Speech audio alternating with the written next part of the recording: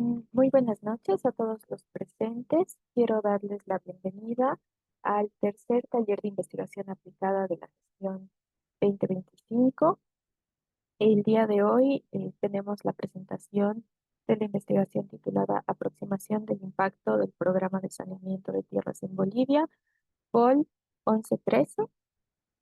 Voy a darle la palabra a Natalia Pérez, directora ejecutiva de Fundación ARU, para que dé unas palabras de apertura y de bienvenida a todos. Gracias, Gabu. ¿Qué tal? Muy buenas noches a todos y a todas. En nombre de la Fundación ARU y del Instituto de Investigaciones Socioeconómicas de la Universidad Católica Boliviana, queremos darles la más cordial bienvenida a quienes nos acompañan a este tercer taller de investigación aplicada. Gracias por acompañarnos a quienes están en la sala de Zoom, a los que siguen la transmisión en vivo por nuestras redes sociales. Quiero comentarles que en esta oportunidad vamos a presentar un documento de trabajo que ha sido elaborado por los investigadores de la Fundación ARU Álvaro Chirino, Gilmar Belzú y Mateo Villalpando, que se titula Aproximación al impacto del programa de saneamiento de tierras en Bolivia. Quiero agradecer también la participación de no solo de los expositores esta noche, Álvaro y Gilmar, sino también del comentarista Juan de Dios Fernández, quien nos compartirá su mirada sobre esta temática a partir de los hallazgos del propio documento, pero también a partir de su experiencia institucional. Confiamos en que este espacio es una oportunidad para el debate constructivo de las ideas, un intercambio productivo de ideas sin decir más, les doy la bienvenida. Gracias por acompañarnos. Gracias, Natalia. Ahora voy a dar paso al expositor de este documento. Gilmar Belzu es licenciado en Economía de la Universidad Católica Boliviana, con un diplomado en métodos cuantitativos para el análisis económico de la Universidad Privada Boliviana. Actualmente se desempeña como investigador líder en Fundación. Adelante, Gil.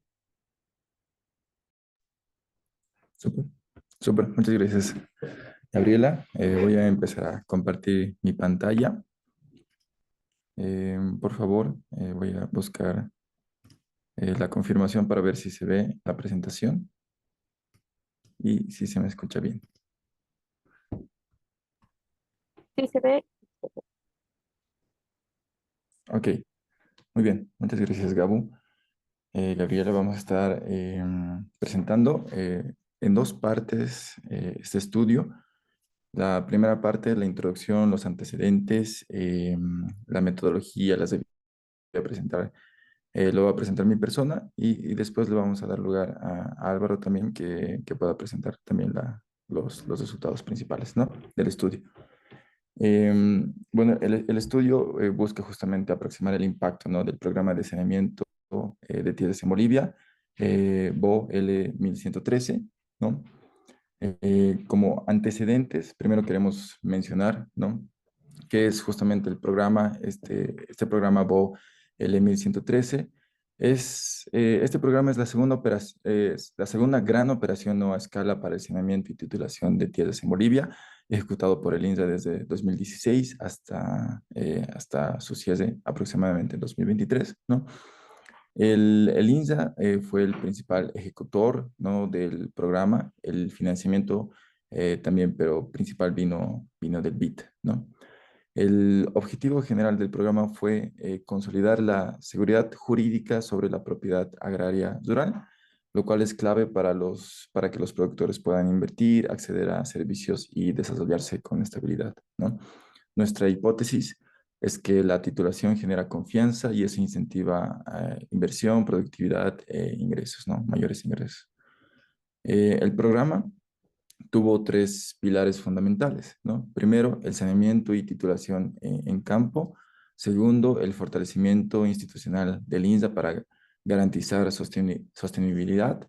Y tercero, la difusión, capacitación y monitoreo para acompañar el proceso y resolver conflictos, ¿no?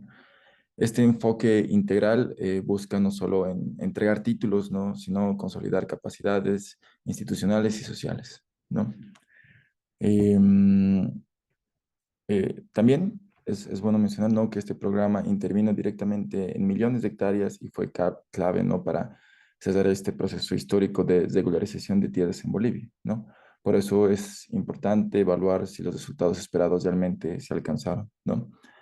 Em, Continuando, ¿no?, con los antecedentes, eh, hablando del contexto, eh, hablando del contexto, ¿no? Hacia justamente el cierre del programa, el BID y el INSA promovieron una evaluación final estratégica para valorar no solo el cumplimiento operativo, sino también los efectos reales que el programa tuvo sobre los beneficiarios, ¿no? Esta evaluación final no se limitó a indicadores administrativos, sino incluyó una evaluación de impacto con datos primarios, ¿no? Esta decisión responde a una lógica de rendición de cuentas, pero también de mejora de políticas públicas, ¿no? Es justamente aquí, en este marco, donde entra Fundación Aro, que es el principal responsable del diseño y ejecución del componente de evaluación de impacto cuantitativa, ¿no?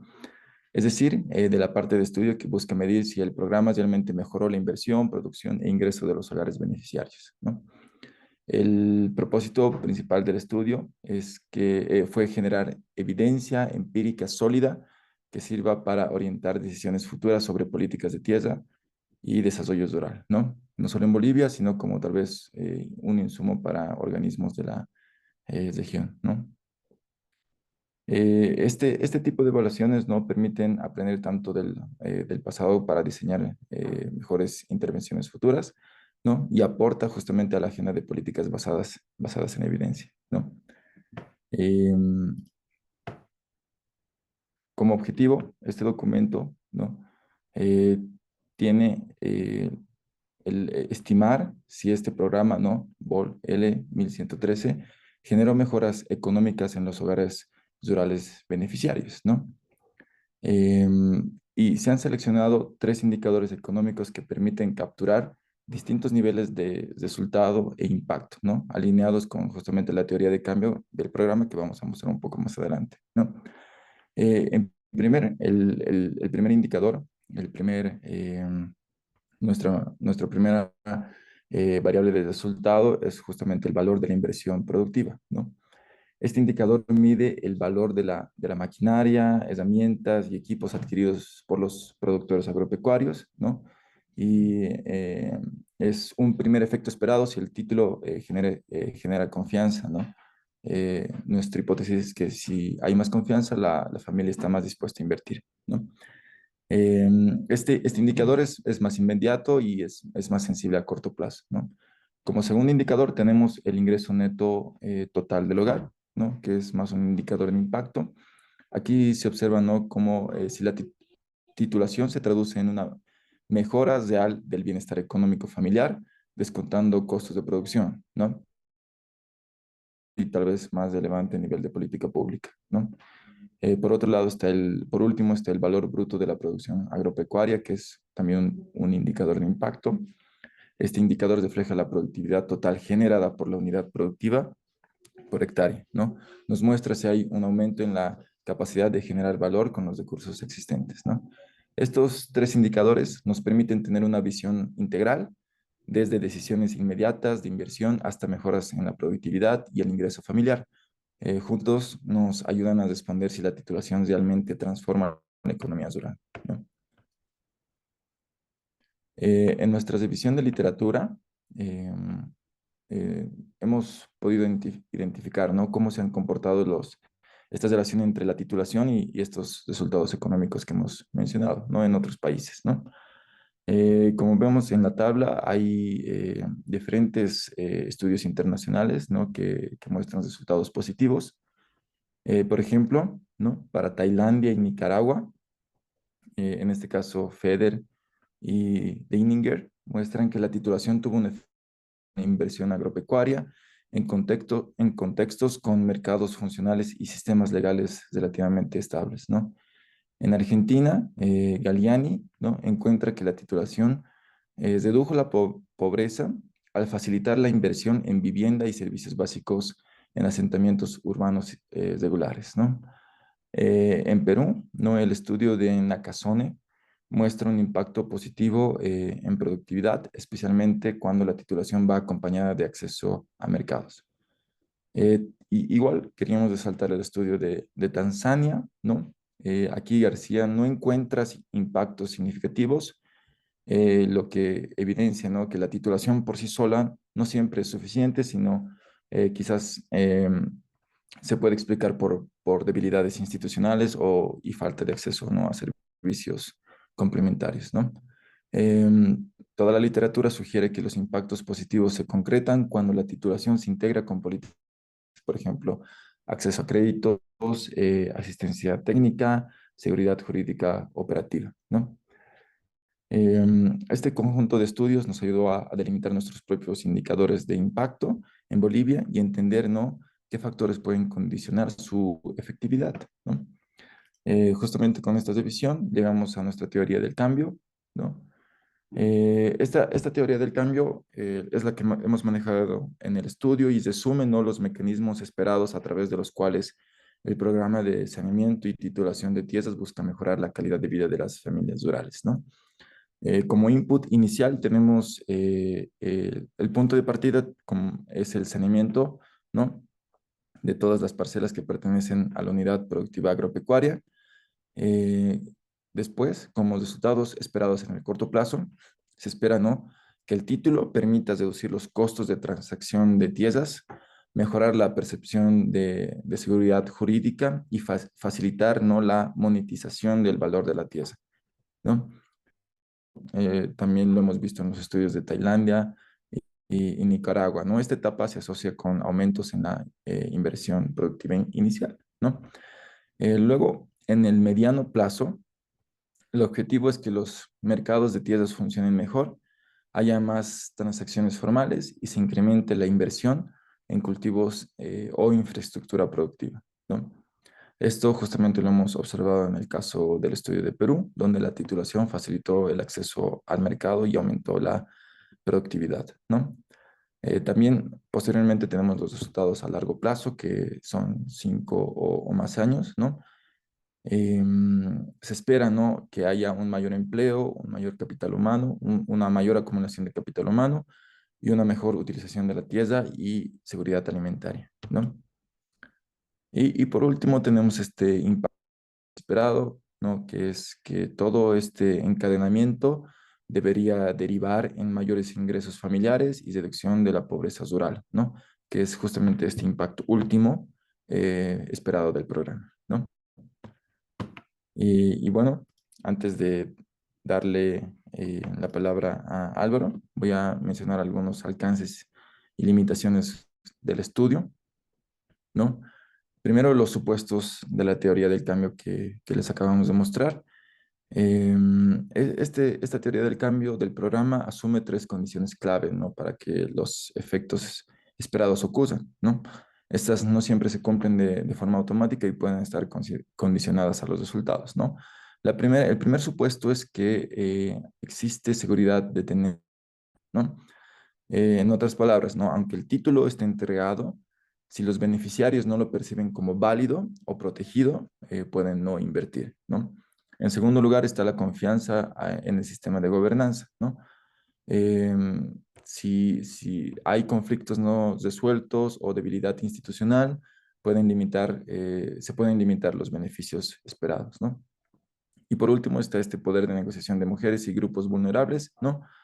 La titularidad puede no traducirse en control real, ¿no? O equitativo si persisten desigualdades estructurales, ¿no? También, después de los supuestos, queremos mencionar nuestra unidad de análisis, ¿no?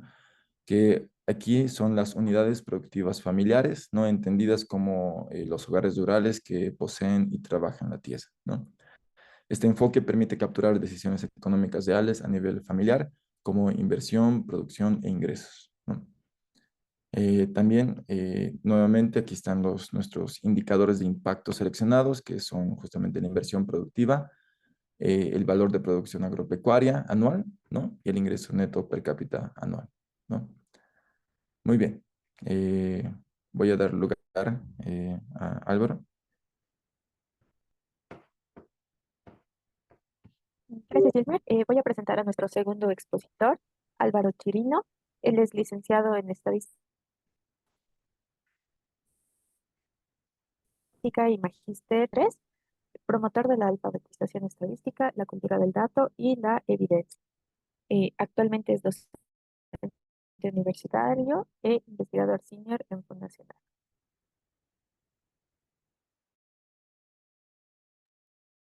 Super, gracias, gracias, Gabriela. Sí, gracias igual de Gilmar. Un saludo a todos los que están conectados en este tercer día del año.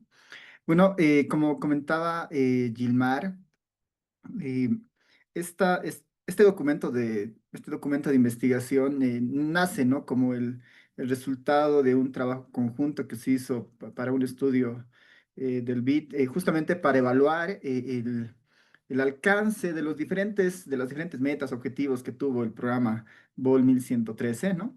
Y entre todos los objetivos de esta evaluación, Aru apoyó justamente en la parte de la estimación de la evaluación de impacto, ¿no?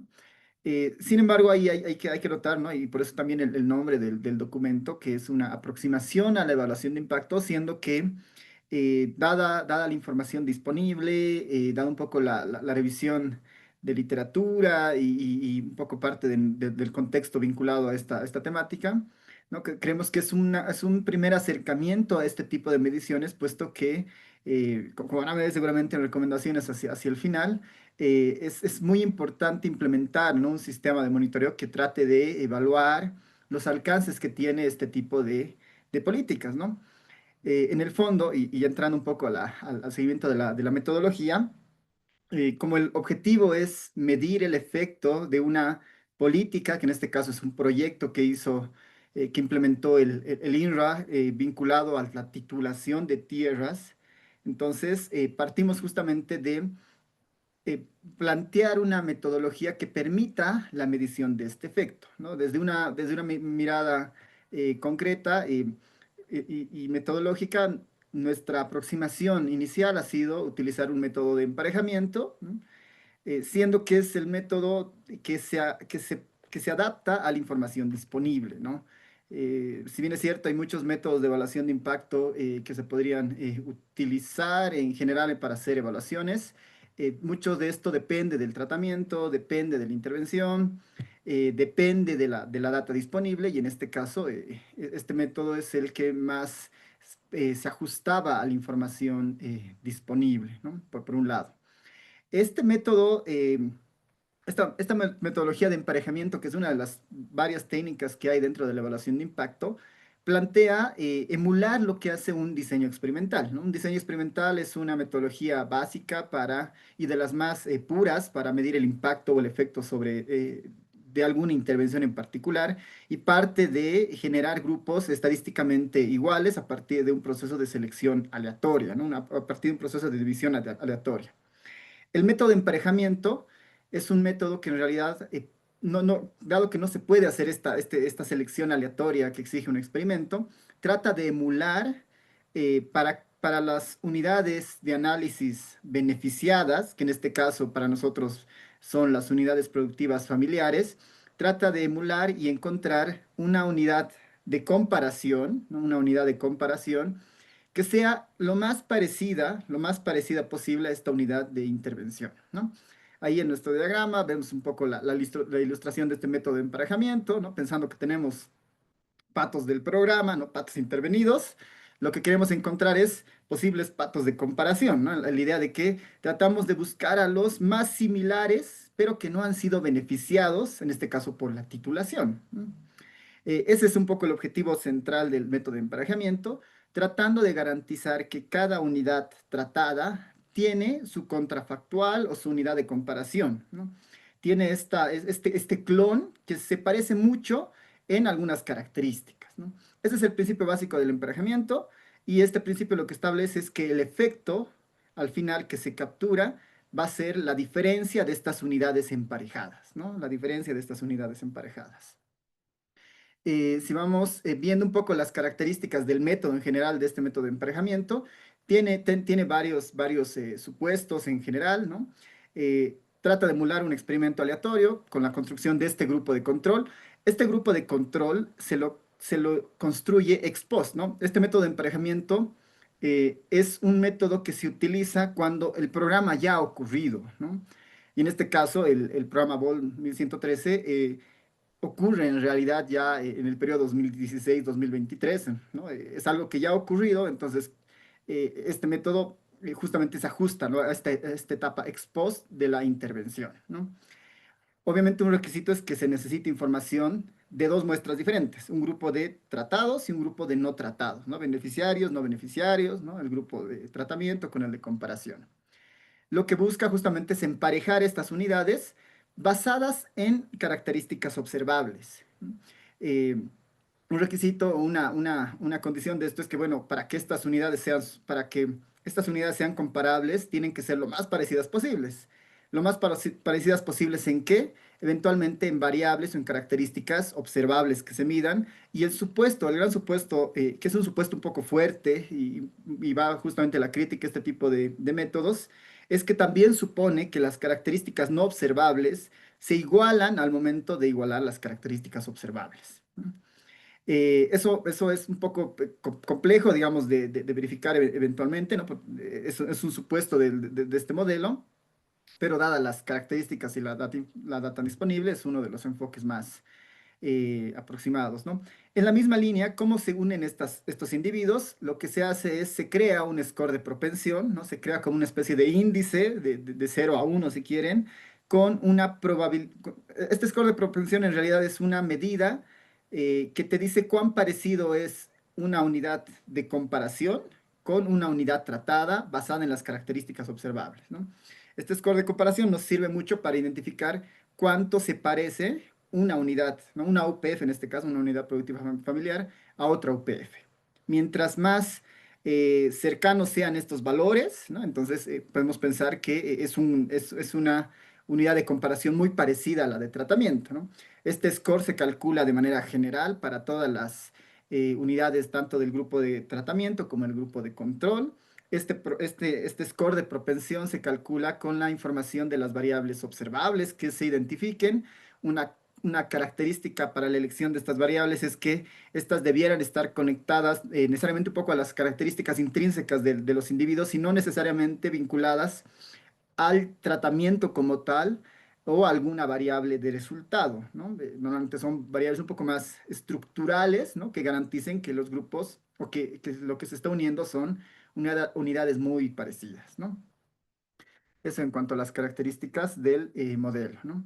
Los pasos que sigue este método de emparejamiento es básicamente se calcula el puntaje de propensión para tener una medida de unión entre el grupo de tratamiento y el grupo de comparación. Se verifica la existencia de una zona de soporte común, es decir, que el score del grupo de tratamiento, scores del grupo de tratamiento, existan valores similares en el grupo de comparación, ¿no? En la zona de soporte común garantiza que voy a poder hacer una unión de estos grupos y basadas en sujetos muy similares, ¿no? El paso 3, básicamente realizar el emparejamiento utilizando diferentes técnicas. Hay varias técnicas para hacer el emparejamiento después.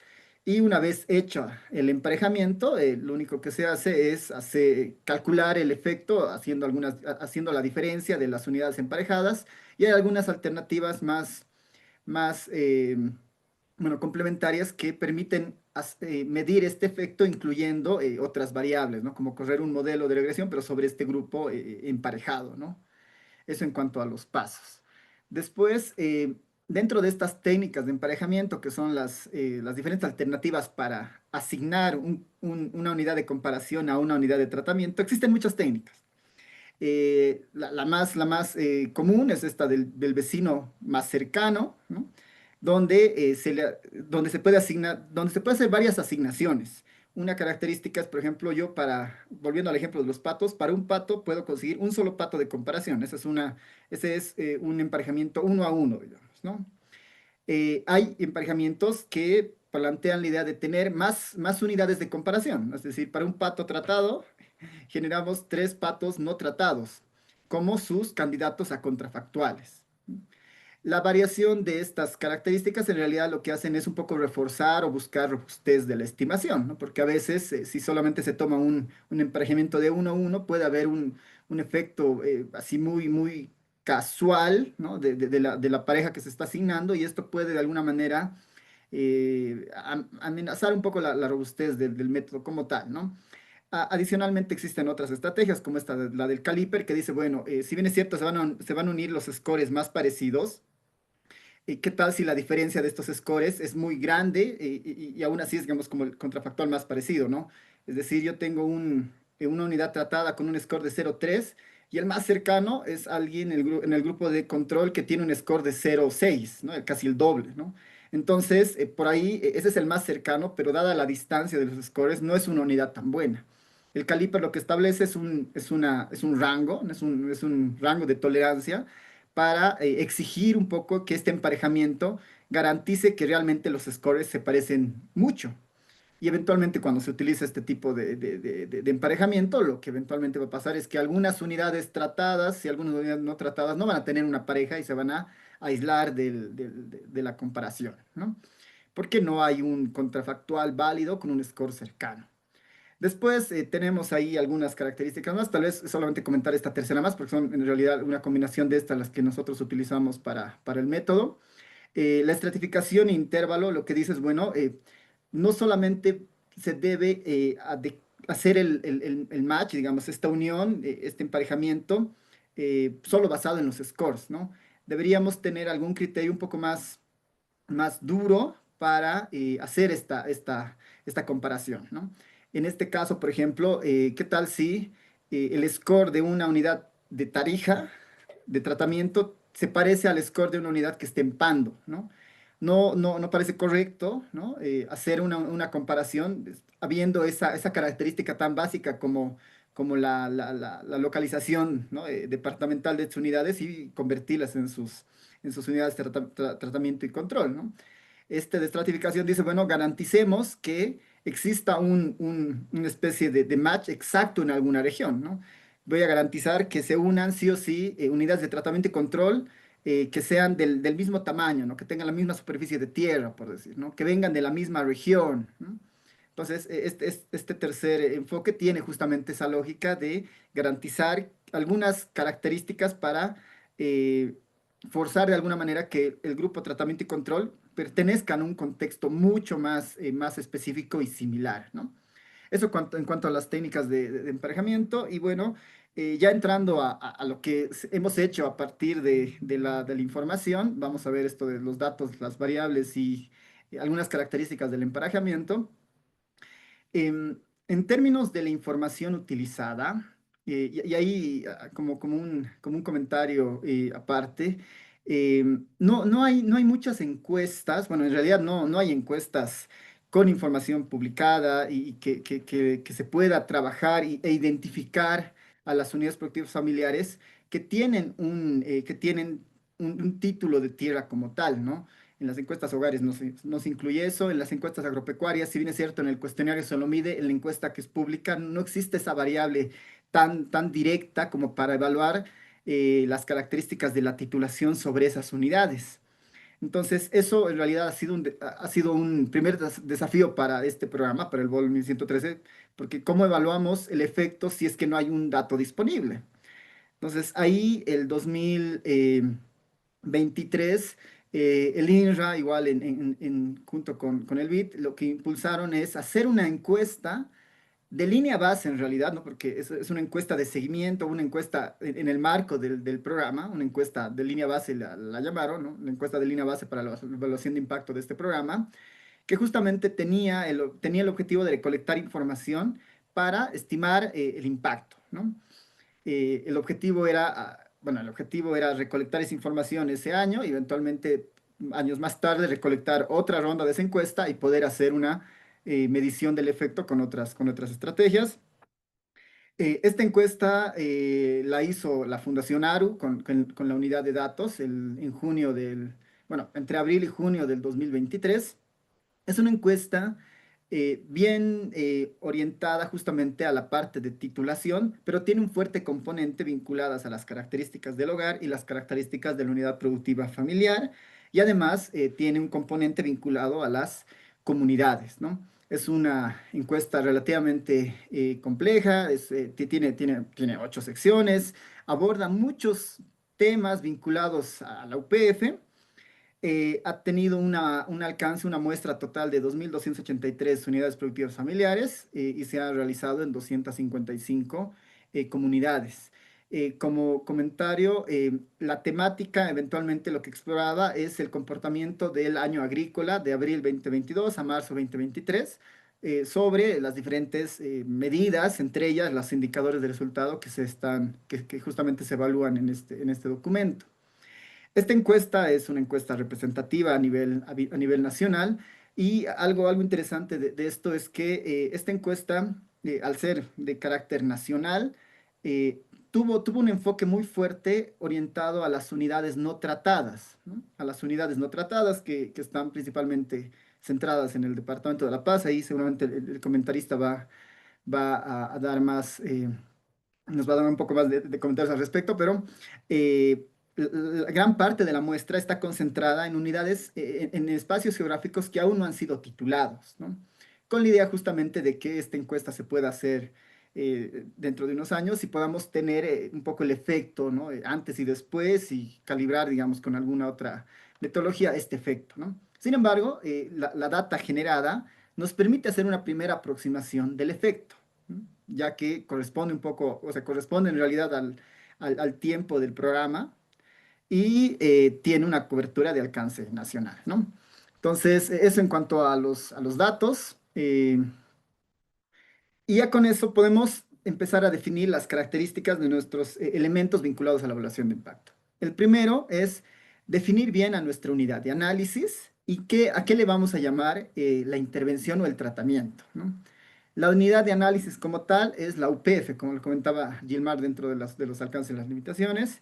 La unidad productiva familiar normalmente está vinculada a la pequeña propiedad, que es un término que utiliza justamente el INRA para los procesos de titulación, ¿no? Asumimos que es la unidad, esta unidad productiva es una unidad que normalmente funciona alrededor de un hogar, ¿no? De una familia. Dada las características del programa de titulación, este está vinculado exclusivamente casi al área rural o periurbano en algunos casos, pero finalmente la unidad de análisis corresponde a los hogares rurales que poseen o trabajan en alguna superficie de tierra agropecuaria, ¿no? Estas son para nosotros las UPFs. El tratamiento, ¿no? ¿Cuál es la intervención? ¿No? Y esto es importante mencionarlo porque dentro de la encuesta nosotros llegamos, bueno, se llega a una UPF y se le pregunta respecto todas las parcelas que tiene esta UPF y la condición de tenencia de esas parcelas, porque pueden haber diferentes tipos de condiciones. Puede tener una parcela que efectivamente es propia, una parcela que por ahí la alquila, una parcela que es de la comunidad, ¿no? Hay varios varias posibilidades en este caso, pero para ser un poco estrictos con el programa que se está evaluando, el tratamiento que se ha establecido son unidades productivas familiares con el 100% de su superficie tituladas en el periodo donde el programa ha funcionado, ¿no? Desde el 2016 al 2023. Ese es nuestro tratamiento. El contrafactual, por otro lado, van a ser las UPFs, donde el 0% de su superficie son parcelas tituladas, ¿no? Y como les digo, la encuesta tiene un fuerte enfoque en este grupo, en este contrafactual, ¿no? Por eso ahí, al inicio, ¿no? Al inicio tenemos un total de 180 UPFs en el grupo de tratamiento que cumplen esta condición y 1.239 que cumplen la condición de ser cero tituladas, ¿no? El restante de las UPFs, ¿no? Dentro de las 2.000 que cabían en la muestra, pues seguramente, bueno, han sido tituladas antes del 2016. Otro grupo que es muy pequeño tendrá combinaciones entre tener parcelas tituladas y otro tipo de condición, ¿no? Pues tal vez en proceso de titulación, ¿no?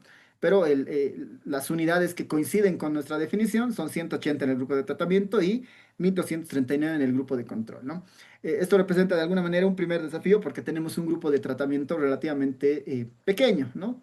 Pero en estos métodos de evaluación es siempre bueno tener más unidades de control que de tratamiento.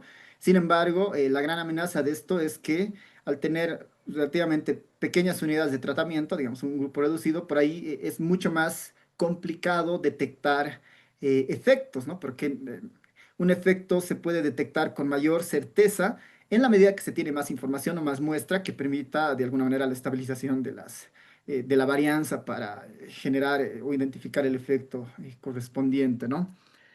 Eso en cuanto a esta parte. Como ya lo había dicho Gilmar, el enfoque básicamente ha sido encontrar el efecto en estos tres indicadores. En la teoría de cambio que les mostraba Gilmar, hay una cadena de resultados que se dan a partir de la titulación de tierra, ¿no?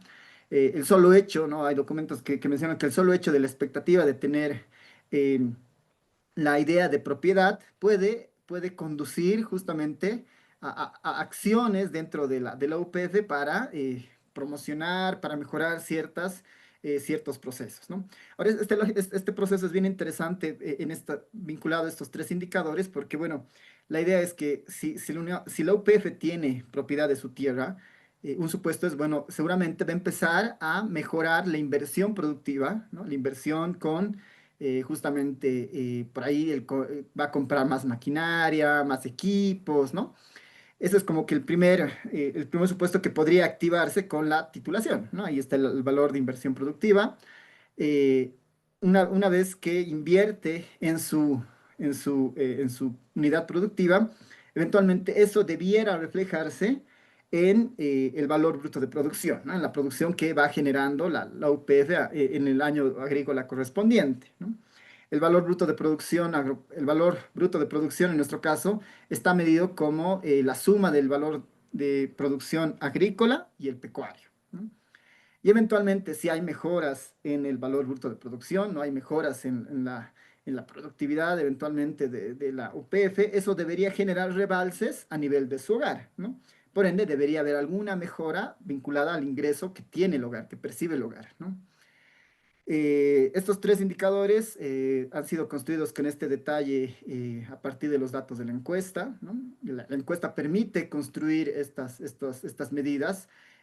Más adelante les voy a presentar los indicadores de manera un poco más detallada respecto a las consideraciones, en el sentido de que algunos de estos datos son anuales, hay que hacer algunos ajustes para garantizar que no tenga un efecto vinculado al tamaño de la UPF, ¿no?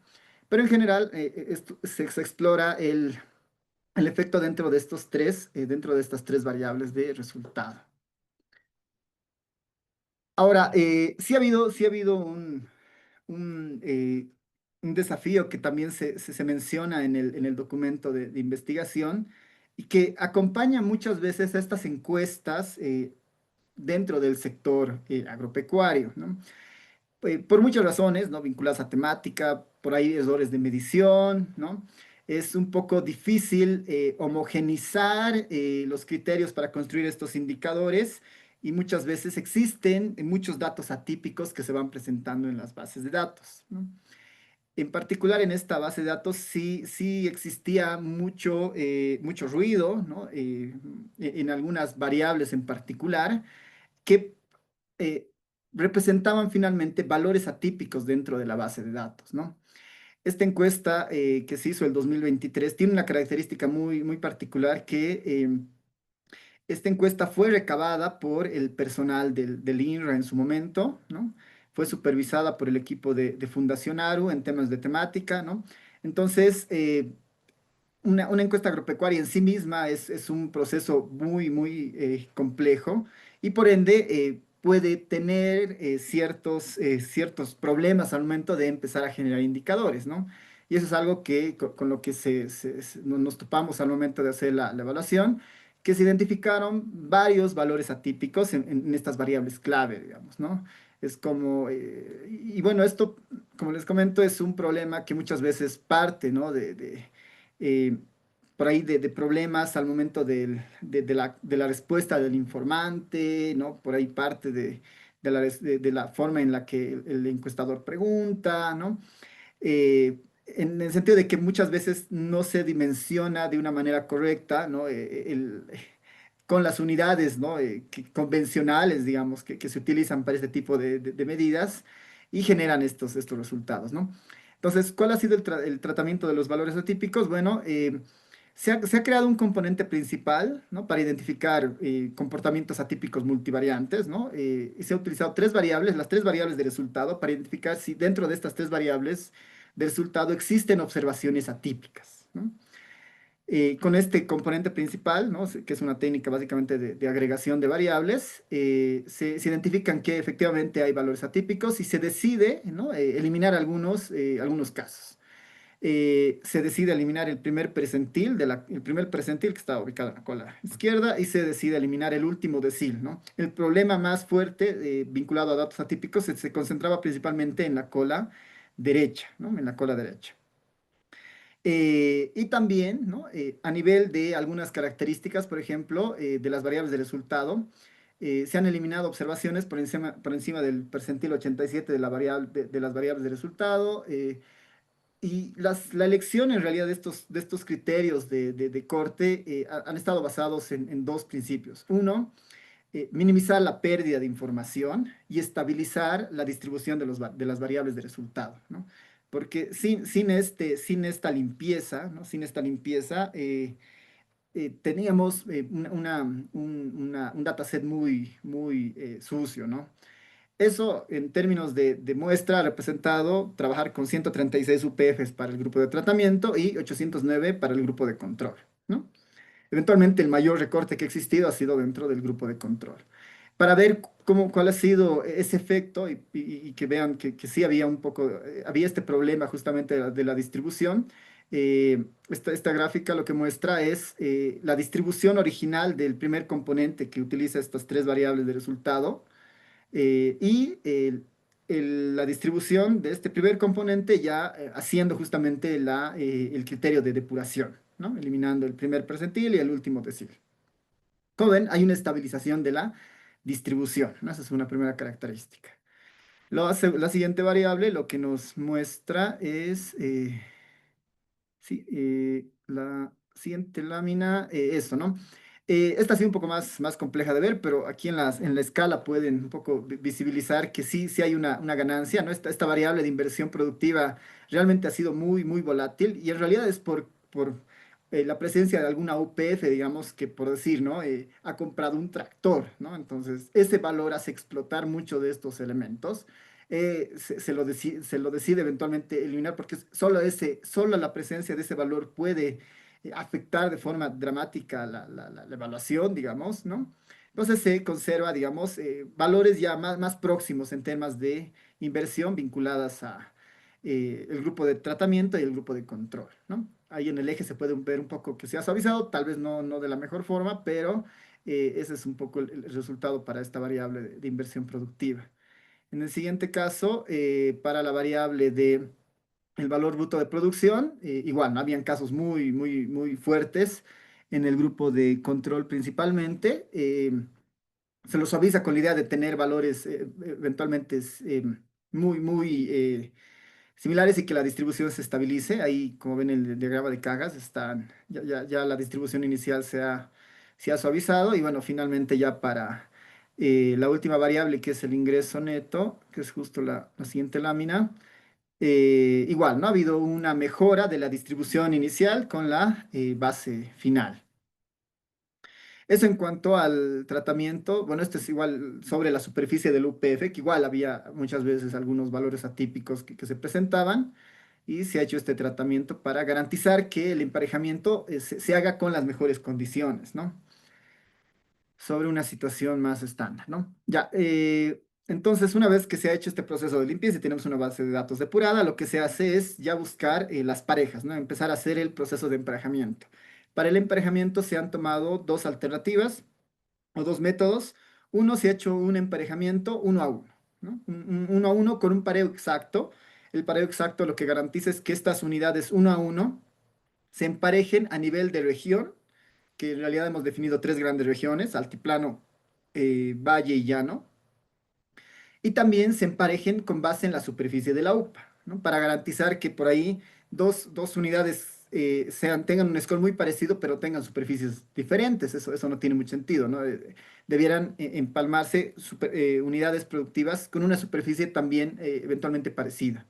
En el caso de la superficie se crean dos grupos vinculados a la mediana, ¿no? Las UPFs inferiores a la mediana, las UPFs superiores a la mediana. Entonces, en esos casos se hace un empalme exacto, digamos, ¿no? Dentro de estas regiones, buscando justamente crear el score. Y el segundo método que trata de un poco robustecer esto para evitar esta casualidad que puede darse a veces en el emparejamiento 1 a 1, es hacer un emparejamiento 1 a 3, ¿no? Con un pareo exacto igual por región y por superficie. En este pareo de 1 a 3, para cada unidad tratada se le asignan 3 unidades de control. Lo interesante de esto es que hay muchas variables de control para que esto sea relativamente, se pueda hacer sin ningún problema, y en todos los casos se ha establecido un caliper de 0,2. El 0,2 representa en realidad las desviaciones estándar vinculadas al índice de propensión, ¿no? Entonces, el contrafactual va a ser asignado siempre y cuando su score esté dentro de 0,2 desviaciones estándar del score de propensión, ¿no? Es un valor estándar normalmente para este tipo de pareos, ¿no? Nos garantiza una buena región de soporte, que es justamente la siguiente laminita, y, eh, y con eso ya tenemos un criterio de emparejamiento. Antes de mostrarles algunas gráficas, una cosa es el emparejamiento, una cosa es el emparejamiento que les mostraba acá, y otra cosa ya es la medición del efecto, ¿no? Porque una vez que los emparejamos, la pregunta es cómo vamos a medir el efecto. Para eso hemos hecho una combinación de cuatro estrategias. Uno es una estimación simple con base en el emparejamiento 1 a 1. Esto es como hacer una diferencia de medias, básicamente con el grupo emparejado de 1 a 1, ¿no? El método 2 igual es una estimación simple con base al emparejamiento 1 a 3, ¿no? Es como hacer una diferencia de medias simples. Y el método 3 y el método 4 lo que establece es, vamos a hacer una regresión donde sobre esta base de datos emparejada 1 a 1 y 1 a 3, incluyendo covariables, ¿no? Covariables que puedan de alguna manera aislar mejor el efecto del proceso de titulación. Estas covariables pueden ser, por ejemplo, los años de educación del productor o productora principal, ¿no? Pensando que eso puede tener algún tipo de efecto en los indicadores de resultado, ¿no? En esta lógica, el modelo 4, si quieren, es un poco el más exigente, ¿no? El más robusto entre estos métodos, entre estos modelos. Las variables de emparejamiento que se han utilizado, ¿no? Para crear el score de propensión, como les decía al inicio, deberían ser variables no tan volátiles, sino un poco más estructurales. Y en este caso, uno es el número de personas que viven en el hogar, el promedio de edad de todos los miembros del hogar, pensando que estamos incluyendo hogares no jóvenes con hogares jóvenes, hogares adultos con hogares adultos, ¿no? Años de educación del jefe del hogar, que puede ser una característica importante, la calidad de la vivienda, ¿no? Como un indicador un poco más externo, ¿no? A las personas, sino a la vivienda como tal. Un índice de afectación natural, que en realidad es como un score. El cuestionario incluía las diversas afectaciones que ha sufrido la unidad productiva en el periodo agrícola. Entonces, estas podrían ser lluvias, sequías, ¿no? Entonces, introducimos ese índice para también incluirlo en la generación del score, y el índice de calidad socioeconómica de la comunidad, ¿no? También había una boleta comunal que nos permitía ver si la comunidad, por ejemplo, contaba con camino secundario, camino principal, tenía acceso a electricidad, y con estos dos últimos indicadores nos asegurábamos de alguna manera que el score garantice que estamos comparando de alguna manera unidades que han sido afectadas de la misma forma, vinculadas a efectos de la naturaleza como tal, y también tienen condiciones similares a nivel de su comunidad, ¿no? Ese es un poco lo importante de estos dos índices, que, bueno, con más detalle está justamente en el documento mencionado. Y con eso ya hacemos el emparejamiento. Esta gráfica lo que muestra es las zonas de soporte común de los métodos de emparejamiento utilizados, el método 1 a 1 y el método 1 a 3. ¿Cuál es la idea de esta zona de soporte común? Que las distribuciones eventualmente deberían solaparse, ¿no? Deberían estar dentro del mismo eje horizontal, y compartir en lo más posible las densidades, ¿no? Debería haber una fuerte intersección entre estas densidades. Como ven en ambos casos, ¿no? Incluso el comportamiento así casi de eh, de las puntas que aparecen en las densidades, igual emula tanto para el grupo de tratamiento como el grupo de control, ¿no? Y esta es una buena señal porque hay una muy buena región de soporte a partir de las variables establecidas, ¿no? Esto no sucedía de esta forma sin hacer el proceso de limpieza, sin hacer una elección correcta de las variables de emparejamiento, ¿no? Entonces, esto ha sido una buena señal para seguir avanzando y buscar justamente el efecto, ¿no? Otra característica y otra medida que se utiliza para ver si el emparejamiento ha sido adecuado es justamente la diferencia de medias estandarizadas sobre las variables que se han utilizado en el método de emparejamiento. Este gráfico lo que muestra justamente es la diferencia de medias estandarizadas entre el grupo de tratamiento y el grupo de control. Y eventualmente estas diferencias de medias lo que debería hacer son muy cercanas para decir que ambos grupos están balanceados en características observables y deberían caer justamente en esas bandas que están trazadas a los costados. Y bueno, sí, la mayoría de bueno, todas las variables que hemos incluido están entre la banda más externa, digamos que es como el umbral de alerta, ¿no? Y la gran mayoría están dentro de las dos primeras bandas, que son medidas relativamente aceptables, no están a una diferencia estandarizada de 0,1, de 0,2 algunas, y en algún caso ya más extremo, de 0,25 a lo mucho, ¿no? Entonces, una buena señal porque finalmente representa que hay una buena región de soporte y además las variables observables están relativamente balanceadas, ¿no? Y ya para tener una visión un poco más espacial, como les mencionaba, este método trata justamente de buscar un emparejamiento condicionado a la región y condicionado también a el tamaño de la UPF. Entonces acá vemos en el caso del emparejamiento 1 a 1 y del 1 a 3, cómo se han ido emparejando las unidades espacialmente, ¿no? Em, Tal vez no se logra ver muy claro en el caso de Santa Cruz de esas dos unidades, ¿no? Hay un caso de una UPF por ahí de tratamiento que están en este caso con color rojo, que son un poco las de control son las dos más dominantes, pero hay una distribución espacial que coincide de alguna manera con la distribución espacial de las unidades de tratamiento, ¿no?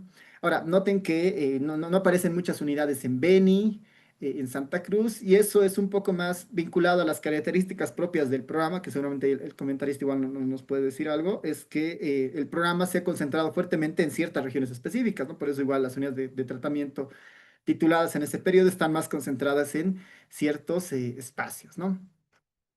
Ok, para hacer la estimación de los modelos de regresión, ¿no? De estos modelos que incluyen covariables, ¿no? Y garantizar un poco que el efecto que se encuentre realmente se deba al programa como tal, se han incluido como covariables un set de muchas variables, la proporción de dependencias del hogar, la proporción de dependencia en el hogar, la proporción de participantes en otras actividades, el total de parcelas que tiene la UPF, la superficie de la UPF, el número de familias, el índice de afectación humana, el aprovechamiento de agua, la superficie, bueno, de la UPF que ahí está duplicado, años transcurridos desde la titulación, ¿no? Que puede ser importante como una especie de efecto dosis, la cantidad de activos del hogar, la cantidad de bonos recibidos en el hogar y el número de familias dentro de la comunidad, ¿no? Características que de alguna manera podrían estar correlacionadas con la variable de resultado y queremos aislar ese efecto para la variable bueno, para en este caso, para el tratamiento como tal.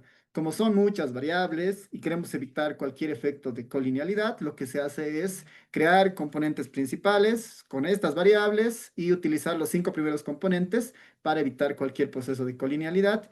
Y los 5 componentes principales explicaban ya fácilmente más del 50% de la variabilidad de los datos, ¿no? Y nos permitía tener un enfoque más robusto justamente de los indicadores. Y ya con eso, los resultados, ¿no? Como les mencionaba Gilmar, estamos fuertemente concentrados en 3 indicadores, pero ya para efectos de la evaluación y de la estimación del efecto, se ha utilizado el valor de inversión productiva, ¿no? El valor de inversión productiva anual, ¿no? En bolivianos por hectárea, en bolivianos por hectárea. ¿No? Es necesario hacer esta escalada por hectárea porque si no, el tamaño de la UPF puede tener algún tipo de efecto sobre esta relación, ¿no? La segunda es el valor bruto de producción agropecuaria, también anualizada en bolivianos por hectárea. Y el ingreso neto del hogar per cápita, es decir, escalado al tamaño del hogar, en bolivianos.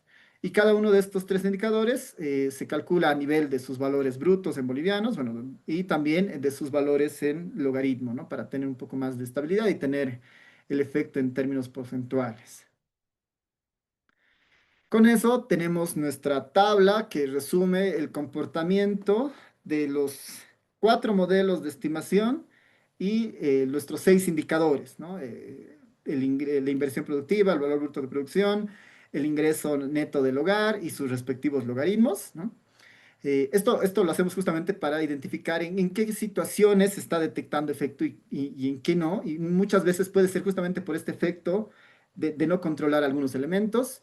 Eh, en este caso, como ven, el modelo 4, que es el más robusto, ¿no? Que es el más robusto, en la mayoría de los casos encuentra un efecto significativo, ya sea al 1%, al 5% y al 10%. ¿No?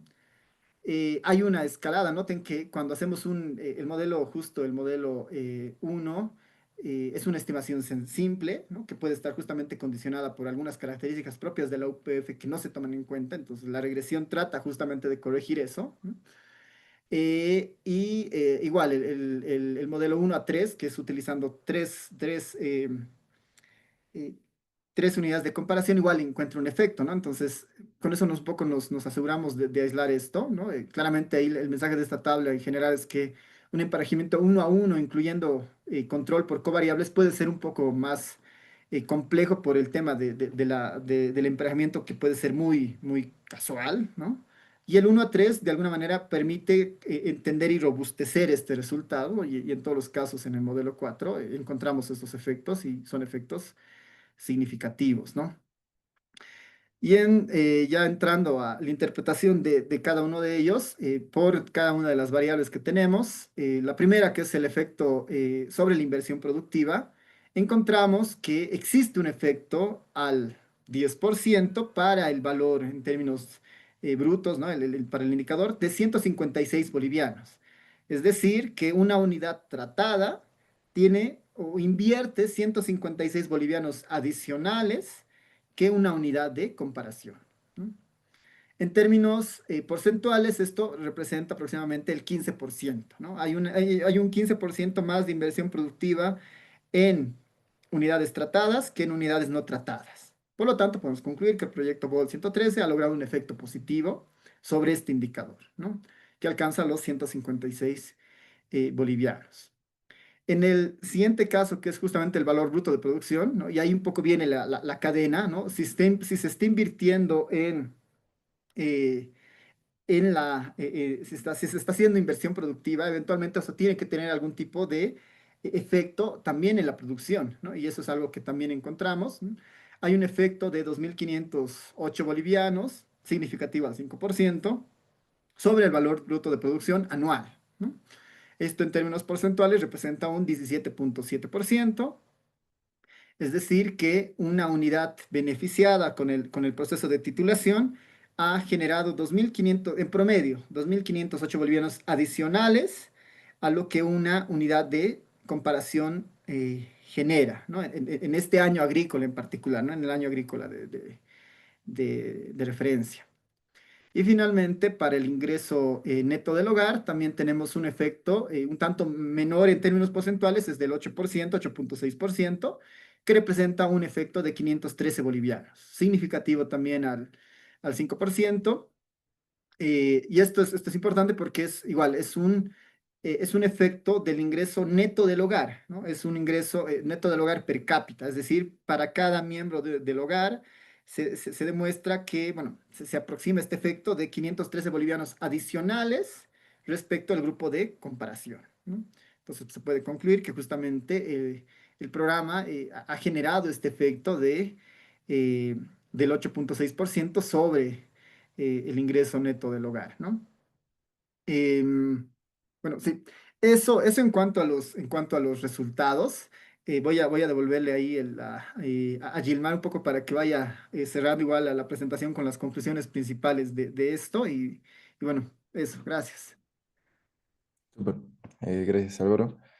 Entonces, tenemos estadísticamente significativos efectos positivos, ¿no? Tanto en la inversión productiva, en valor bruto de producción agropecuaria y en ingreso neto per cápita, ¿no? Entonces, como con base, ¿no? En los resultados obtenidos y en los límites propios de justamente de esta evaluación, ¿no? Nosotros hemos formulado tal vez algunas recomendaciones que puedan orientar futuras acciones o futuras cooperaciones, ¿no? Y también futuras investigaciones, ¿no? En primer lugar, ¿no? Podemos mencionar lo siguiente, ¿no?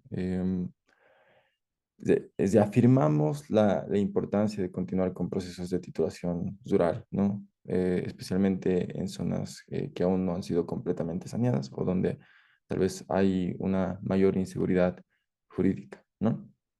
Eh, en segundo lugar, una de las limitaciones justamente del estudio fue el horizonte temporal, ¿no? Como bien lo mencionaba Álvaro, hemos utilizado una base que es justamente es de línea base, ¿no? Por eso sugerimos realizar tal vez nuevas mediciones, tal vez hacer un seguimiento, ¿no? Que permitan capturar los efectos tanto ya tal vez mediano plazo o más largo plazo, ¿no? Viendo tal vez, enfocándonos ¿no? En la evolución de los ingresos, ¿no? En la movilidad ocupacional o en la seguridad alimentaria, ¿no? Estas mediciones también ayudarán a evaluar si los cambios se sostienen en el tiempo y si generan transformaciones profundas en el bienestar y la gobernanza local, ¿no? Eh, También, como en tercer lugar, ¿no? Proponemos, ¿no? Ampliar el análisis hacia dimensiones complementarias, ¿no? Que son justo para evaluar, ¿no? Cómo funciona la titulación y cómo esta es justamente una política de desarrollo, ¿no? Están, por ejemplo, ¿no? Estos análisis propuestos están el empoderamiento femenino y el control efectivo sobre la tierra, también el acceso a crédito formal y el uso del título, ¿no? Como garantía, también la valorización de tierras y funcionamiento de los mercados de tierra, ¿no? Em, Esto justamente en cierta medida responde a los que hemos visto en la teoría de cambio, ¿no? La percepción de la seguridad, el poder de negociación y la confianza institucional. En cuarto lugar, ¿no? Planteamos la necesidad tal vez de integrar metodologías cualitativas y mixtas.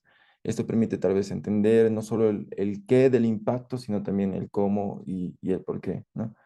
Aspectos como el género, la etnicidad o la confianza institucional requieren enfoques más sensibles y narrativos, ¿no? Que complementen los análisis cuantitativos, ¿no? En resumen, esta evaluación ha generado evidencia valiosa sobre los efectos de la titulación de tierras, pero deja abierta la agenda para nuevas preguntas y desafíos que deben ser abordados desde un enfoque integral y territorial, ¿no? Bueno, esa es la presentación. Muchas gracias. Muchas gracias, Gil. Ahora voy a dar paso a nuestro comentarista. Quiero presentar a Juan de Dios Fernández. Él es ingeniero industrial de la Universidad Mayor de San Simón. Es magíster en gestión y políticas públicas de la Universidad Católica Boliviana y el Harvard Institute of International Development y con un doctorado en economía de la Universidad Nacional Autónoma de México. Actualmente es director general de planificación del Instituto Nacional de Reforma Agraria de Bolivia. Juan de Dios tiene la palabra. Su micrófono. Hola, ahora sí. Muy buenas noches a todos y gracias por la invitación. Creo que esta iniciativa que ARUN ha apoyado a desarrollar al INRA pues es esclarecedora en el sentido de darle el realce, el valor a la inversión pública en un tema que es básico para el desarrollo económico, ¿no? La seguridad jurídica, y creo que más allá de las referencias políticas que podamos tener, esto es algo muy concreto, muy objetivo, y claro, una evaluación económica, que es una traducción de la inversión pública, es relevante para mostrar que se está avanzando en un buen camino. En ese sentido, a mí lo que me gustaría es comentar que además del impacto financiero, perdón, del impacto económico, tenemos otros impactos. Entonces yo quería, si me autorizan, por favor, compartir una presentación con ustedes que es muy ligera, pero que nos va a ayudar un poquito a establecer, digamos, a establecer, perdón, quiero ponerla en modo grandote. Entonces, déjenme un cachito, porque el software aquí, estas máquinas complejas de hoy. A ver, ahora sí, ahora sí, perdón. Una vez más, vamos a intentar compartir. Vamos.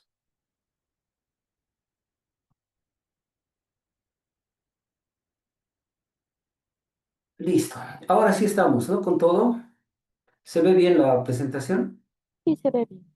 Perfecto. Entonces, Aru ha planteado una aproximación del impacto a un el programa de saneamiento de tierras en Bolivia, BOL 1113, y yo quiero complementar un poquito pensando que si bien ellos han usado ahora era una evaluación para armar la línea de base, yo quisiera referirme a nuestra línea de base primaria, que es con la que arranca el proceso de reforma agraria desde 2006, ¿no? Entonces, solo para recordarles, desde 1953 hasta 1992 se desarrolló un proceso de reforma agraria en el país al calor de la revolución de 1952 y donde en un primer momento se dota la tierra, 17 millones de hectáreas, ustedes lo pueden ver acá, estas 17 millones de hectáreas a 600.000 campesinos.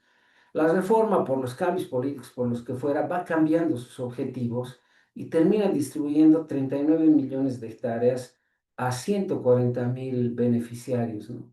Entonces, se genera un proceso de desequilibrio total y la reforma pasa de ser de reforma a contrarreforma, porque termina de nuevo promoviendo procesos de concentración de tierra. Eso en términos agrarios, ¿no? Entonces, en 1992, un ministro de nuestro presidente Jaime Paz Zamora decide que el Estado le va a dotar 100.000 hectáreas y intenta hacer el proceso de dotación. Ahí se activan todas las alarmas y se interviene el proceso. Entonces, a partir de ese momento, se pelea muy duro en el país por sacar una nueva ley de reforma agraria y esta sale el año 96. El año 96 se saca una ley que concibe un poco la visión comunitaria de los pueblos indígenas, de las comunidades campesinas y el derecho a la propiedad colectiva, pero también que engloba el respeto al modelo de propiedad privada, si quieren la tierra como un bien transable, ¿no? Entonces, se arranca con eso y entre 1996 y 2005 se titulan 9.3 millones de hectáreas, se sacan 145.000 títulos, se invierten como 85 millones y cada hectárea titulada costaba 9.1 millones. Y este, si quieren, es el punto de partida sobre el cual nos toca a nosotros empezar desde 2006. Pero para hacerla corta, les diré que desde 2006 hasta 2024 hemos titulado casi 88 millones de hectáreas, que en total todo ya suma 97 millones de hectáreas. Y los títulos, ni hablar, digamos, ¿no? La cantidad de títulos eran 25.000 y nosotros en este periodo hemos sacado 1.5 millones de hectáreas. Perdón, 1.5 millones de títulos y el costo por hectárea en promedio nos ha salido 3,6. En términos de referencia, del 100% de los títulos emitidos desde el 96, el 98% los hemos hecho desde el 2006. La tierra saneada, el 90% desde el 2006. Los beneficiarios, el 95% de los titulados desde el 2006. Y lo mismo, la inversión en saneamiento, el 79% de la inversión se ha hecho desde el 2006. Y aquí viene el primer impacto, ¿no? ¿En qué se traduce la voluntad política? La voluntad política se traduce en inversión pública. Y aquí en esta torta ustedes pueden ver los 85 millones que se invirtieron en los primeros 10 años, de los cuales 64 provenían de recursos externos y 21 de recursos propios. Desde 2006, en la gestión del proceso de cambio, si quieren, hay 207 millones de inversión de recursos del Estado y 105 de recursos externos, que en su mayoría son recursos de créditos, del BID y otros entes. Entonces, esta es la primera señal. Inversión pública es igual a voluntad política. Eso no ha habido entre 1996 y 2005. Y el otro tema significativo es, porque tiene que ver con los indicadores que nos presentaban los compañeros de ARU, es la inversión en desarrollo rural. La inversión en desarrollo rural, fíjense, son 89 millones entre 1996 y 2005 de los datos que hemos extraído y 1.800 millones entre 2006 y 2018. O sea, el volumen de inversión es casi 10-1, ¿no? O sea, es un detonante muy fuerte porque la seguridad jurídica plus inversiones en desarrollo rural eh, dan una oportunidad para generar cambios en las economías rurales. Y ustedes recordarán también, si tienen datos, que entre 96 y 2005 todavía los indicadores de pobreza rural extremas, por lo menos hasta fines de los 90, estaban por arriba del 60 o 75% en el área rural, y hoy con todos los problemas que tenemos está alrededor de los 35%, más o menos.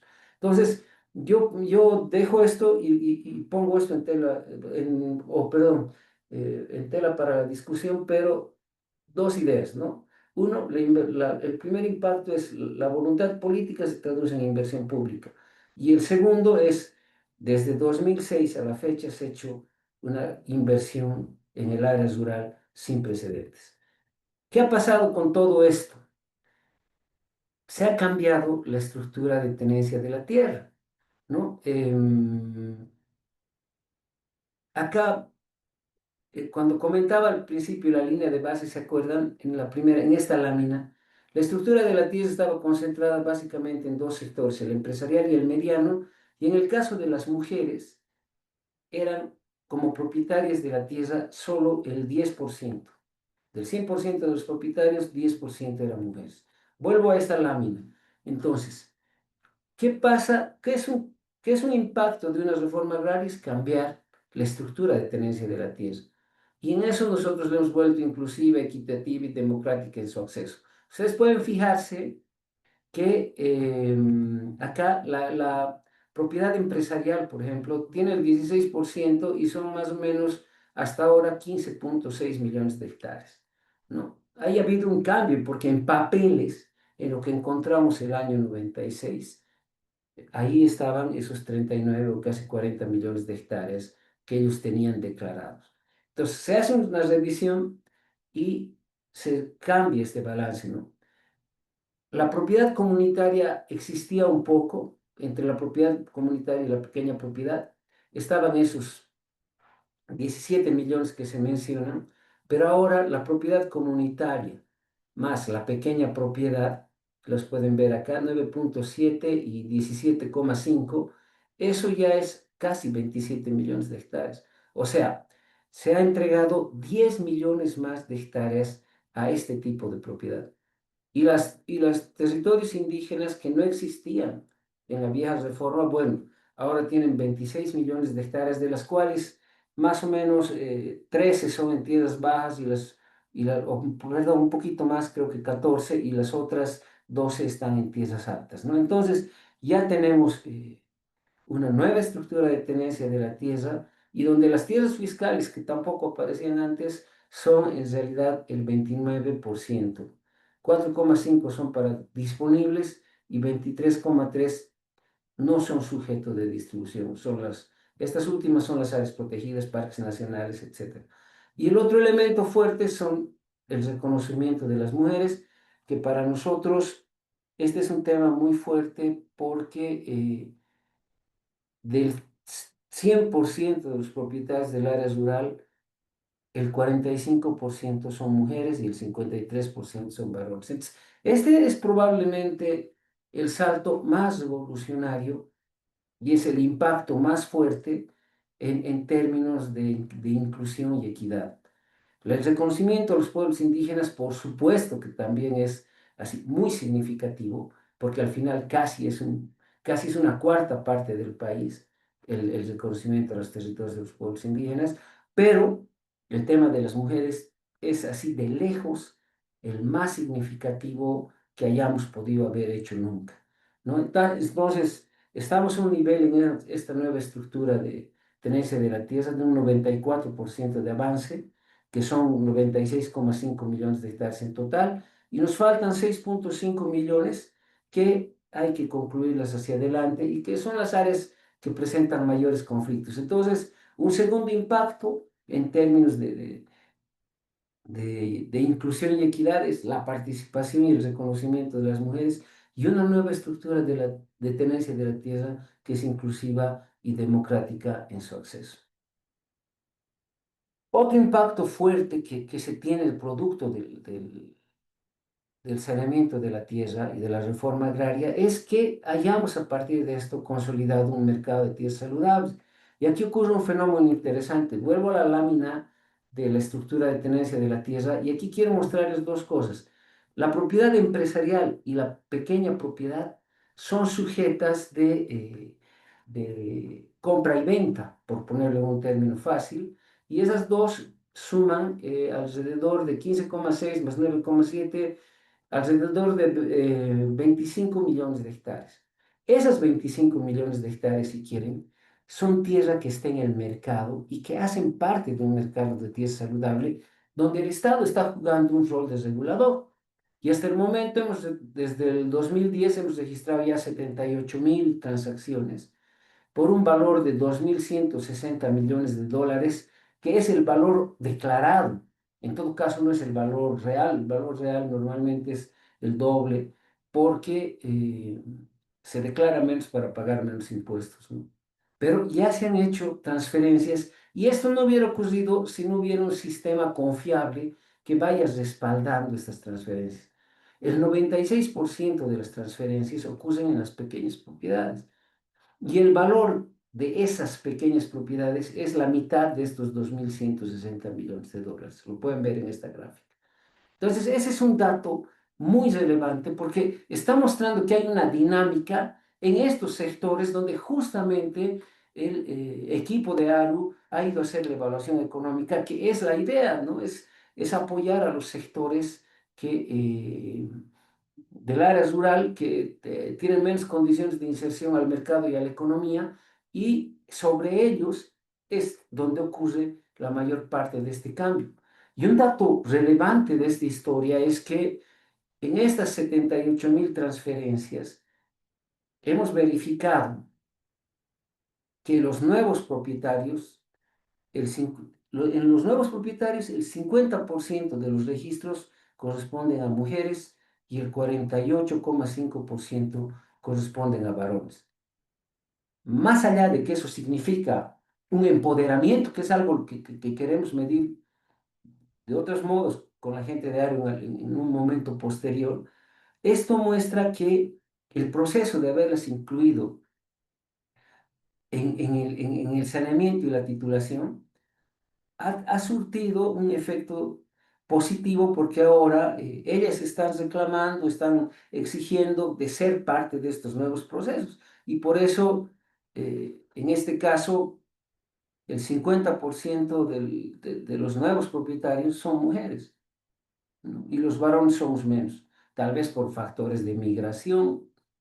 Eso no lo puedo explicar ahora, pero aquí hay un otro elemento importante de un empoderamiento y una toma de posesión de la tierra de las mujeres, lo que no deja de ser relevante si lo pones en otros contextos sociales, ¿no? Porque, y de preservación de los modelos de producción y todo. Las mujeres cuidan la tierra, las mujeres son más receptivas para apoyar, por ejemplo, procesos de preservación, conservación de la tierra. Entonces, creo que este es un valor agregado, otro impacto que nos asegura condiciones para sostener este proceso, ¿no? Entonces, tenemos un mercado de tierra saludable, yo diría. Tenemos varios problemas en la reforma agraria, pero ocurre que en 2009 nosotros aprobamos nuestra nueva constitución y en la nueva constitución se establece como un mandato para la reforma agraria que la tierra sea para quien la trabaje sustentablemente. Sin embargo,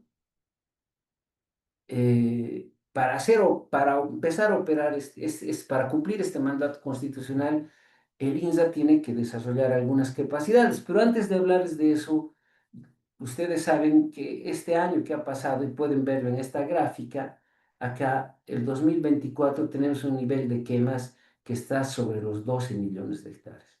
Es el nivel de quemas más alto de nuestra historia corta. Si la ponen desde el 2019, fíjense la curva.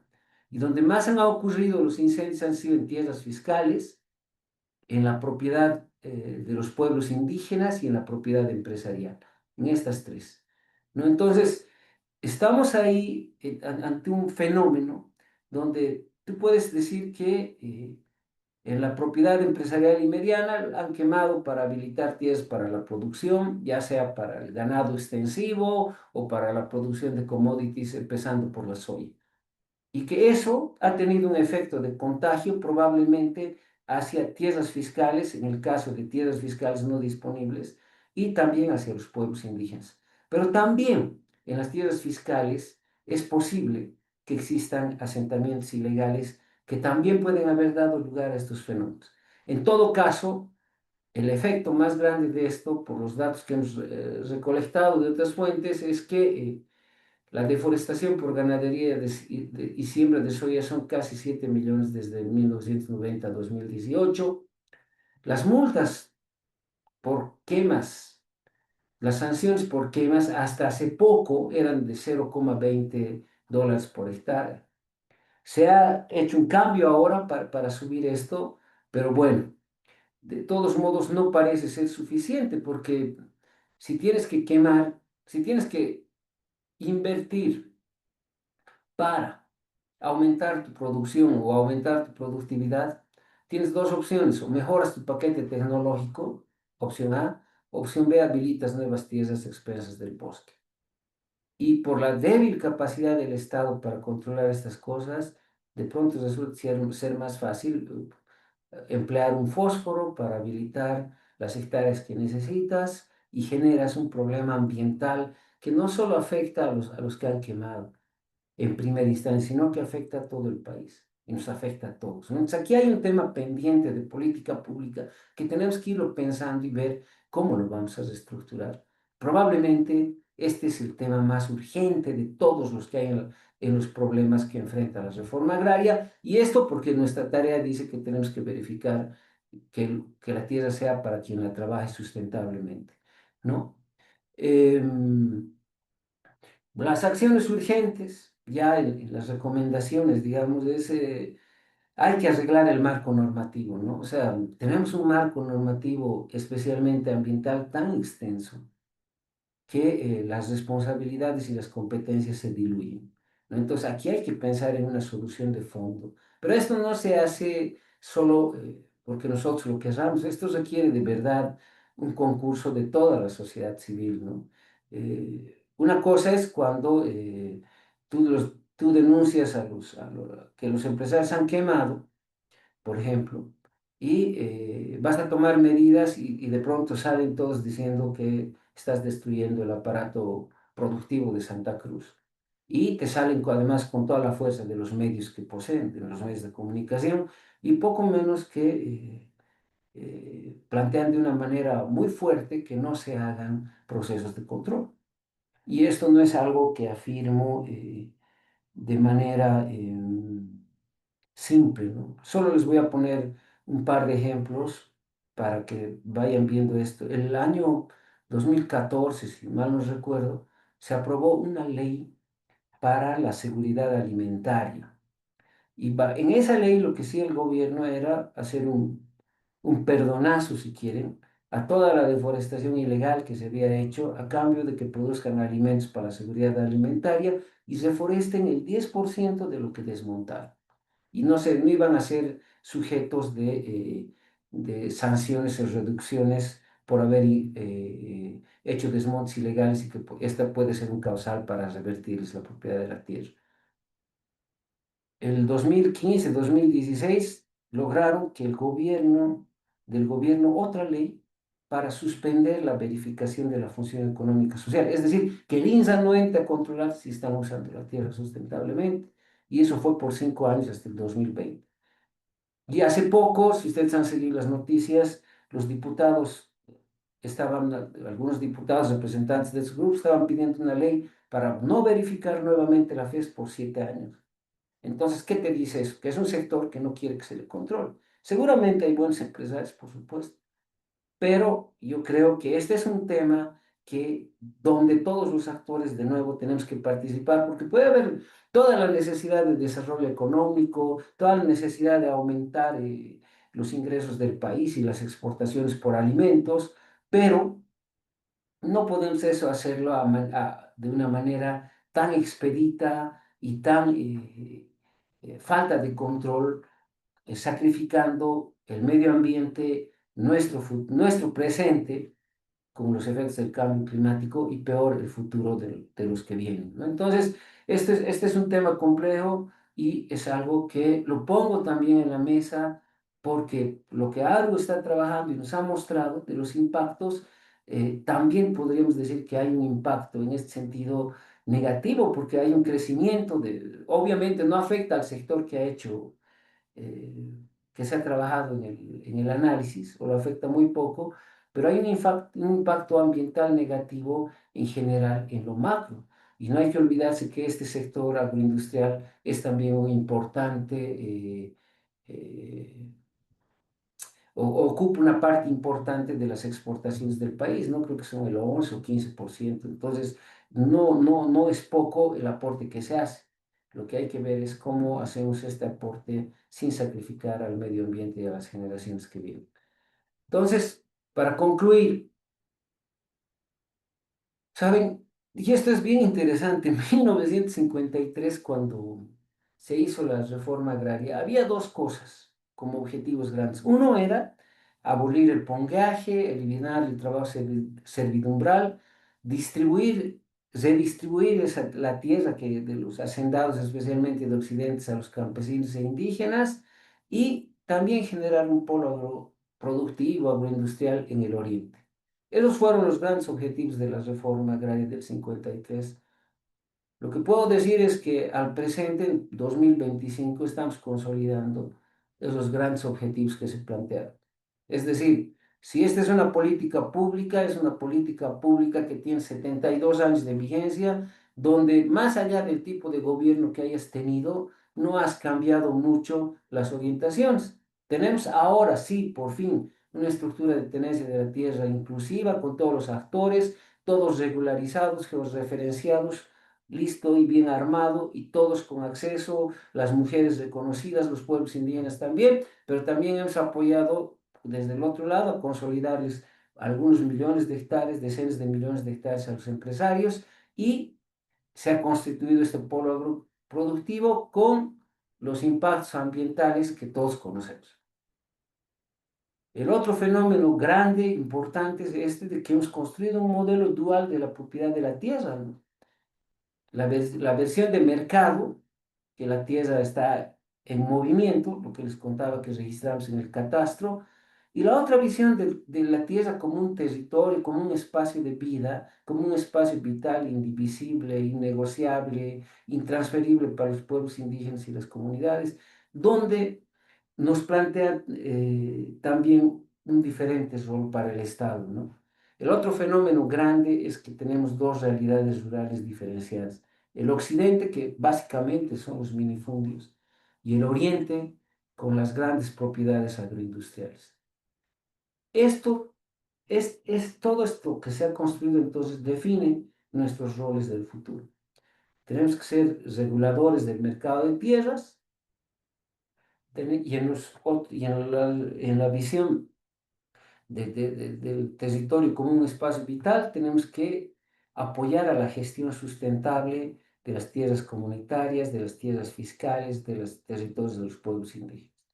Es necesario que el Estado ahí siga teniendo un rol de acompañar para preservar este gran bien que son las tierras fiscales no disponibles, las tierras comunitarias y, y, y las tierras de los pueblos indígenas, que son sin duda alguna los espacios mayores de preservación, no solo del medio ambiente, sino también de nuestra cultura, que hace la esencia de nuestro país. Somos un país plurinacional, reconocemos más de 30 pueblos indígenas y la expresión de ese reconocimiento son estas tierras.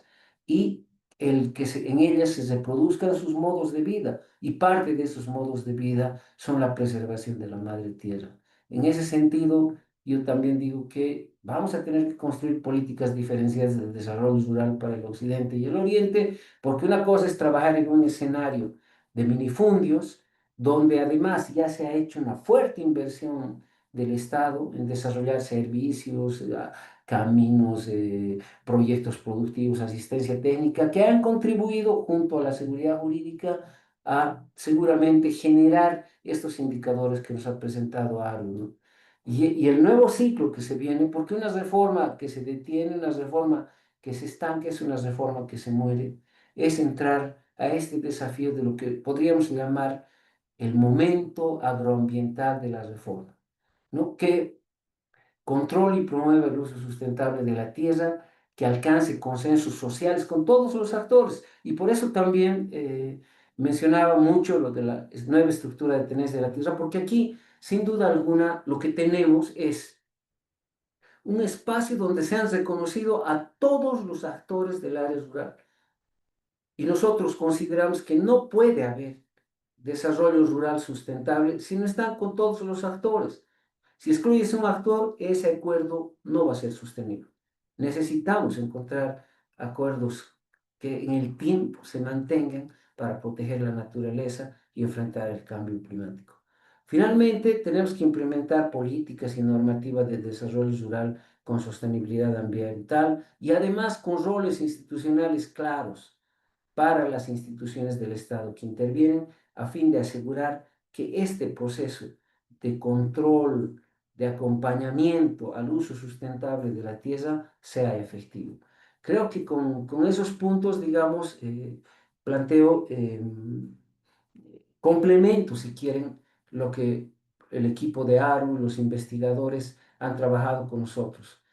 Vamos a hacer seguramente hasta fin de este año o a inicio del próximo ya la evaluación de impacto sobre la base que hemos trabajado y queremos seguir midiendo el avance de estas variables, pero lo logrado hasta ahora realmente marca una diferencia muy fuerte, ¿no? En la reforma de 1953 se pensaba que con entregar la tierra nosotros habíamos concluido el trabajo y que las cosas iban a funcionar por sí mismas. Y esto tenía algún sentido porque esas tierras que producían las haciendas de La Paz, del Altiplano, de los valles de Cochabamba, etcétera, tenían una producción destinada a abastecer los mercados locales, entonces había una economía. Y sin embargo, cuando haces la reforma, eso se va destruyendo paulatinamente por la falta de apoyo a los nuevos propietarios y se genera un escenario complejo que con la situación económica y los cambios terminamos en situaciones de extrema pobreza rural al 75% para la década del 90. Eso se ha revertido. Los indicadores que ARU nos ha presentado muestra eso. Además muestra un proceso saludable que les cuento no existe en el continente. Vean ustedes nuestros países vecinos. Perú se quedó a media reforma agraria.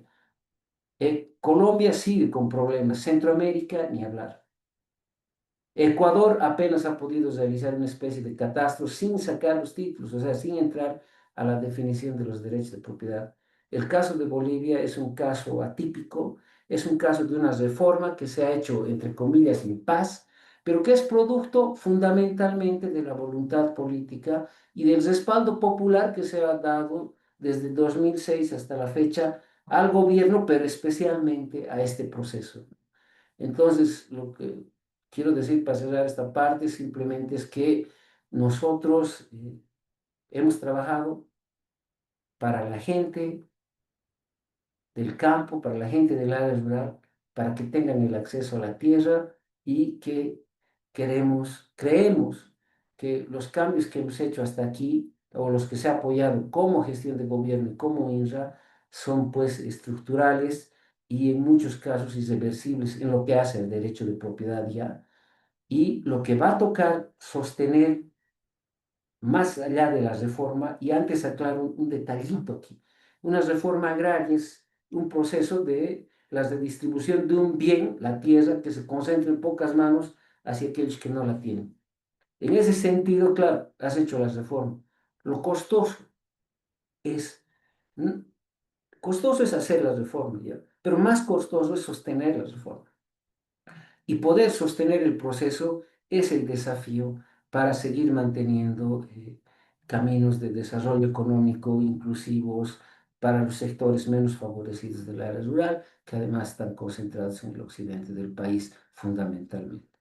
Con esto cierro mi intervención. Muchísimas gracias, Álvaro. Muchísimas gracias, Gilmar. Muchísimas gracias, Juan de Dios, por los comentarios.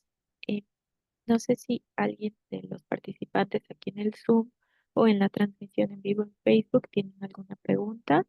Si desean, pueden escribirla por el chat o levantar la mano para así darles la palabra. O si Álvaro y Gilmar tienen algún comentario también a la intervención de Juan de Dios.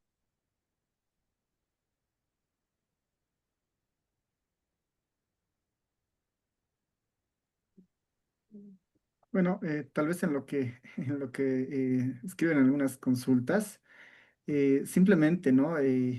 Agradecer, bueno, ahí a Juan de Dios por los comentarios, este contexto, ¿no? De toda la parte institucional que se hizo. En los últimos años. Es muy importante y relevante para ver un poco estos efectos que se están atravesando, ¿no? La literatura, como mencionaba Gilmar, es algo que eventualmente dice que va a suceder, ¿no? Y en el caso boliviano estamos verificando eso con esta primera aproximación, ¿no?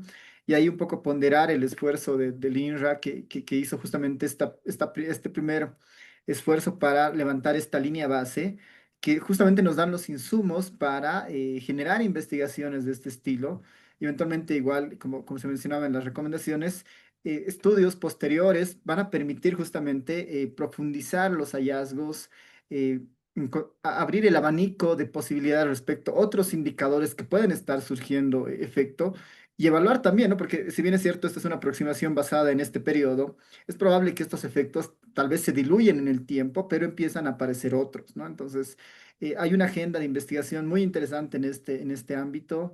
Eh, hay muy pocas investigaciones que justamente abordan el tema de titulación, que tienen información un poco orientada justamente a ver el efecto de la política pública en esta línea. Y bueno, desde mi parte, igual impulsar, ¿no? Invitar a que se puedan hacer más investigaciones vinculadas a esta área y que esto permita justamente, ¿no? Tener una discusión más abierta con los diferentes actores vinculados a esta agenda y podamos nutrir con mucha evidencia todo lo vinculado a titulación, saneamiento, el funcionamiento de las instituciones públicas vinculadas a las intervenciones y los efectos sociales que esto puede llevar, ¿no? Simplemente eso por mi parte, agradecer los comentarios de Juan de Dios, ¿no?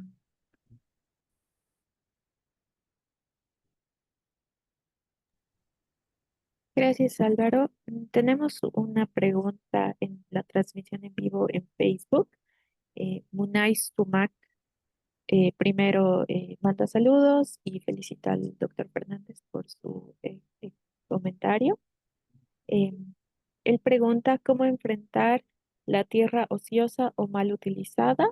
Mucha tierra en manos de grandes propietarios no está siendo aprovechada productivamente, lo que va en contra del principio constitucional de la función económico-social de la tierra. Esto genera conflictos con comunidades indígenas y campesinas que demandan tierras para trabajar. Bien, bueno,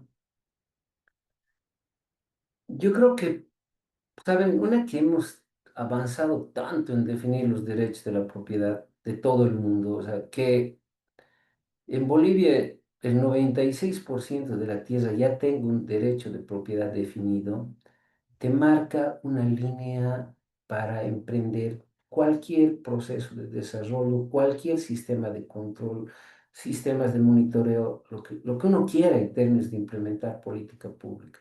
Entonces, en la línea de lo que nos preguntan es, yo creo que ahorita lo que está hecho ya es irreversible en términos de derechos de propiedad. El tema es que si viniera alguien que quisiera cambiar lo que ya se ha definido, va a ser muy difícil. Entonces, esto no va a pasar. Segundo, lo que tenemos que hacer, sí, es un fuerte proceso de gestión del uso de la tierra, ¿no? Y ahí las instituciones del Estado tienen que alinearse y funcionar de manera coordinada para evitar el mal uso, para evitar la depredación, para evitar los ilícitos ambientales. Yo creo que esto es un trabajo de gestión y es el nuevo desafío del INRA, del ABT. Hay que construir esas capacidades y nosotros con apoyo del BID tenemos desde el año pasado ya un nuevo crédito en la Asamblea para su aprobación.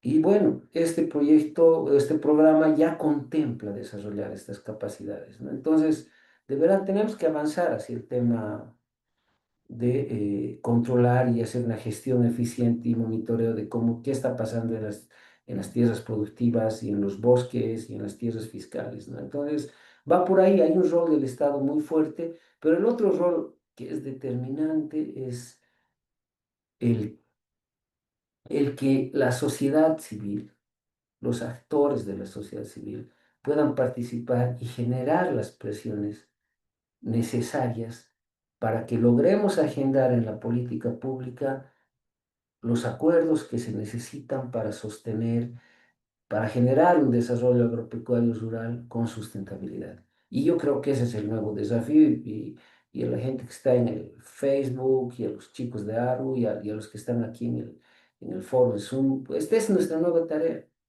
Esta es su tarea. Veo a todos y son muy jovencitos, entonces esta es su tarea, chicos, ¿no? Nosotros vamos a seguir haciendo, pero son ustedes los que tienen que coger la posta, la bandera y llevar esto más allá de lo que nosotros hayamos podido llegar. Muchísimas gracias. Eh, Me parece que no hay ninguna otra pregunta aquí en Zoom y tampoco en Facebook, así que podemos dar por finalizado este tercer taller de investigación aplicada.